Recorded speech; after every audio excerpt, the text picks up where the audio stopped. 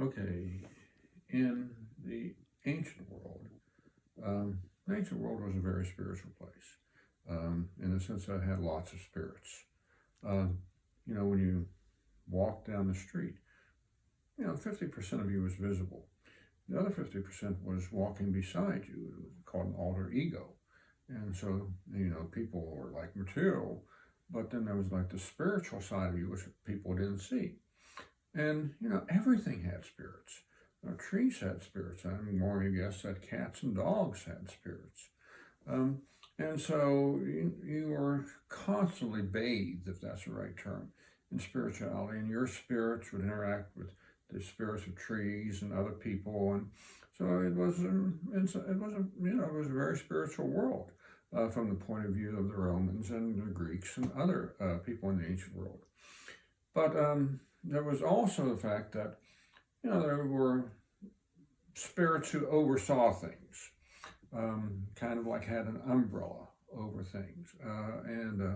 One of the examples would be like Athena, the goddess Athena, who oversaw Athens and who was responsible for Athens' safety and things such as that. And this is where things differ from Christianity and Judaism and Islam, because it was a religion. It's an example of what's called Religio, or back in those days, which actually was a fairly new word in Roman. It's in Latin. It's not exactly it's not an idea that was around a long time, but by about the time of Julius Caesar, it had become fairly common. And what it really was that the god or gods or whoever was in charge of a particular area, whoever put the umbrella over a particular area, would expect you to essentially show thanks. And so you would slaughter animals and things such as that, not because of the future, but to thank them for the past. So basically, they didn't get miffed at you. You were showing them your appreciation.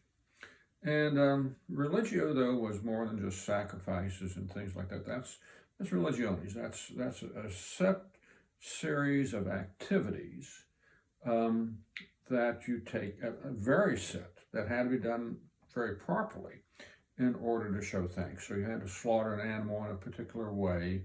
Whatever you did, you had to show your thanks in a particular way.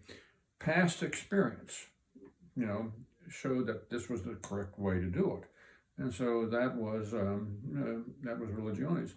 And religio was kind of like the bigger picture, in the sense that you had to do things properly. Whether if you were, say, an Athenian citizen, you had to follow the rules of Athens. You had to be good to Athenian citizens. So it was a back and forth.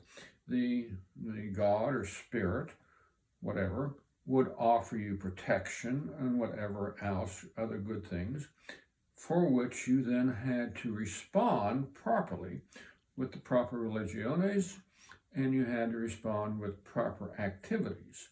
Activities that, in the case of Athens, which were proper to Athens. And so it was all backward looking. And of course, the idea was that if you didn't do this, then the forward looking part of it is that Athena would not grant you good things. So it's really a very transactional kind of thing. And what changes with Christianity, and later on Islam, and at the time even Judaism, what really changes is that in Christianity you're looking forward.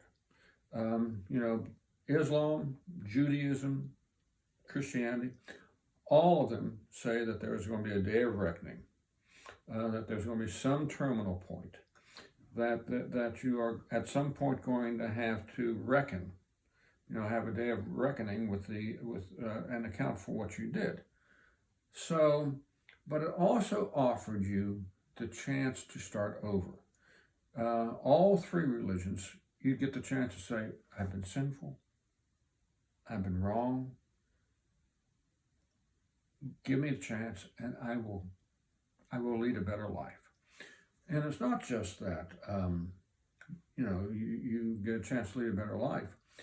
It's the fact that you as an individual get to lead a better life.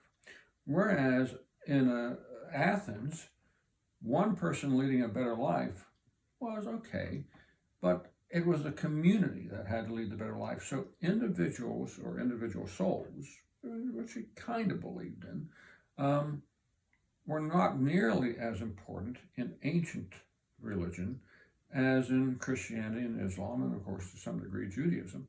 But in Christianity and Islam and Judaism, the individual could lead a better life and have hope of a better future, not just here on earth, but here in the hereafter. You were recognized as being individually important. It wasn't that there was a corporate body. It wasn't that there was a collective body. That wasn't nearly as important as the fact that the individual was important. And so that was really the big turning point in terms of switching over from the Religio of the Romans and the Greeks to the Christian world with all of its sacraments and its celebrations, but it's still an individual thing. It's still something that makes the individual important. And that was really the turning point.